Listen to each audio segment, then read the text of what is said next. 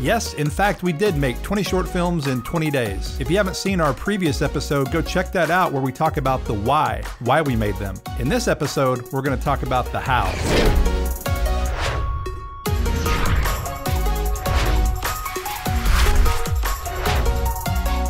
But before we get too far along, I wanted to share this.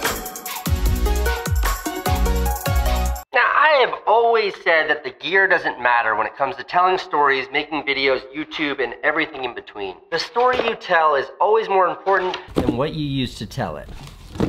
Steven Soderbergh, big like Hollywood movie director. He's the guy who directed Ocean's 11 and like 20 other huge movies. He shot his latest feature film like a proper thriller, movie theater horror movie. I'm not crazy! He shot it on a cell phone. And he's famously said that the future of filmmaking is on cell phones. And that's a vision I really subscribe to because I think it's something that's accessible to all of us. Yes, indeed, Casey, and we couldn't agree more.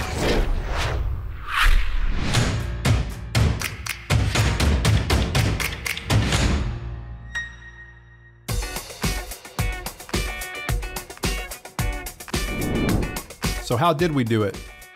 We gave a quick glimpse at the beginning of the shoulder pod.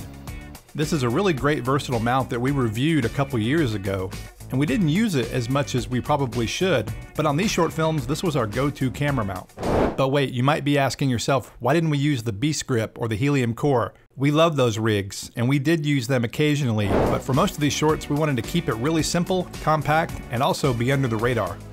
The really nice thing about the shoulder pod is it is adjustable, so it will fit any size phone pretty much on the market. This is an iPhone 6S. When we shot this video, that was the phone we used. But our 8 Plus or any size phone will fit.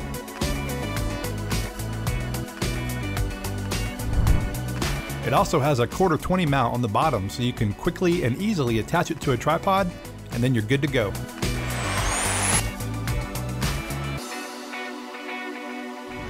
Speaking of tripods, this is the Manfrotto tabletop tripod. We use this all the time and we love it. Not only is it a very sturdy, robust tripod, it'll even hold a DSLR, but when the legs are folded, it also works as a great hand grip. And so when you're not using it as a grip, you can pull the legs out, set it down for a stable shot, or pick it back up and you're good to go to shoot handheld. And finally, the camera. We used an iPhone 8 Plus. Now, we don't want to debate which camera is best. It's all about grabbing whatever smartphone you have and making these films. The main thing we want to talk about is the app we used on the phone, and that is Filmic Pro.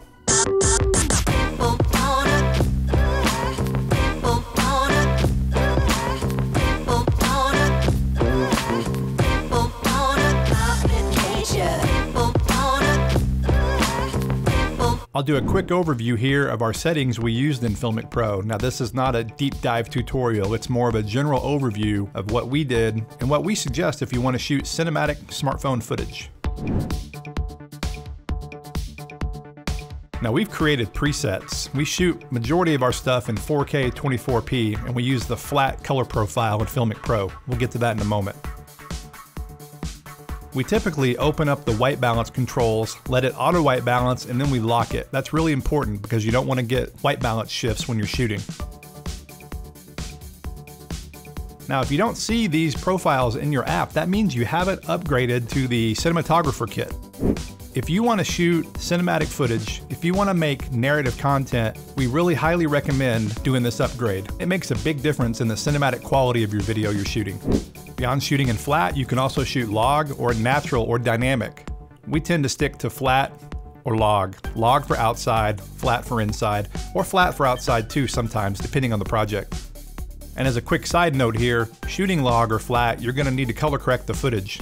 It will look milky because it's giving you the most dynamic range for color grading. We've created several LUT packs to use with Filmic Pro log or flat, so check out our website to learn more about those. You can also manually control your exposure and your focus. You control exposure by adjusting the ISO and the shutter speed. Typically speaking, you want to keep the ISO as low as possible, and you also want to try to double the frame rate to get the best shutter speed for ideal motion blur. And you can manually set your focus. You can see the focus peaking there, which is a really nice assistant. Since we shot these films, Filmic Pro has released an update to their app that allows for a really nice autofocus feature. We did a video on showing how to use the autofocus, and then we also did a video showing Filmic Pro versus a traditional camera in an autofocus challenge. Filmic Pro really surprised me how well it did. So now, more times than not, we actually use this autofocus mode because it's that good.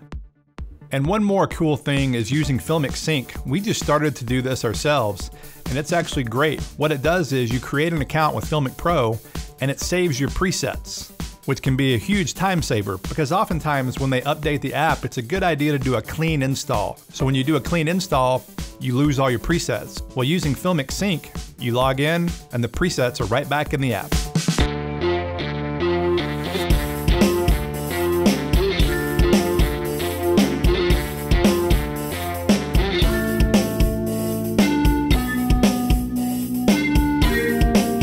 We shot overcranked a lot too with these short films. High frame rate, 120 frames per second.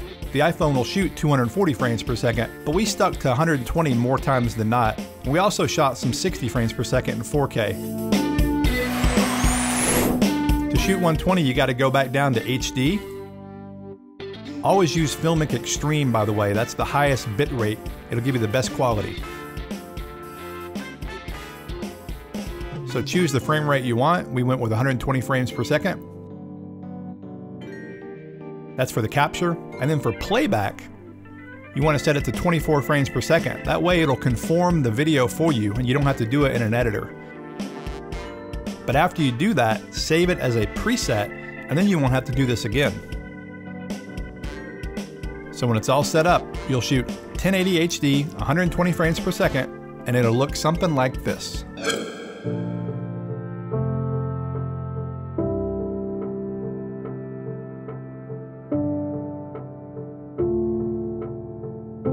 To shoot these 20 films in 20 days, we decided to keep it simple. We used a shoulder pod, a Manfrotto tabletop tripod, and an iPhone 8. No additional accessories for the majority of these films. We used Filmic Pro. Make sure to shoot 24 frames per second and get the cinematography kit so you can shoot flat or log. And then we shot a lot of overcrank slow motion footage. One thing to note, you can't use the log or flat profiles in Filmic Pro with anything over 60 frames per second. So in the higher frame rate stuff we shot, we did not shoot in those profiles.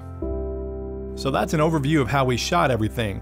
In part 2, we'll talk about post-production, how we did the editing, the color grading, any visual effects, etc.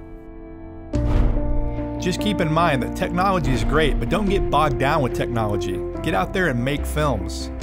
The only way to improve and get better is to get out there and do it. And there's really never been a better time to be a filmmaker than right now. So hopefully this video helped you and taught you something. If you liked it, please give it a thumbs up. If you haven't subscribed, hit that button so you won't miss any of our future content. And we will see you guys in the next video.